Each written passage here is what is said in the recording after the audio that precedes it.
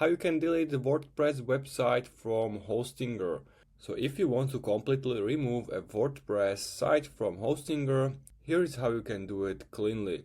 Log in into your hpanel.hostinger.com, make sure you are in your account, and on the left click on websites and find the site you want to delete, and on the right click three dots. So for example, I want to remove this WordPress site. On the right click three dots and look for option to delete at the bottom.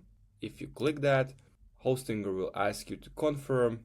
You have to mark this option that you understand that all data stored on this website will be lost and cannot be recovered. Mark this option and click delete, and the site is gone. If you want to do it manually, you need to go to File Manager.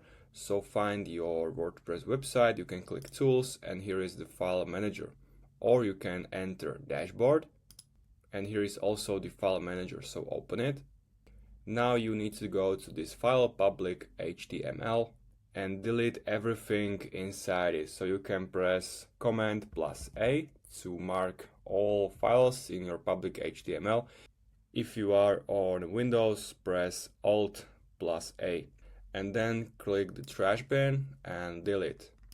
Now it says critical error in your website because I deleted it completely, and on the left we want to enter databases, and here also click three dots and remove this database of that website.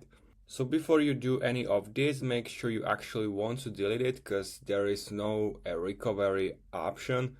And that's basically how you can completely delete WordPress website from Hostinger. If you have any questions, make sure to comment, also make sure to subscribe, and see you next time.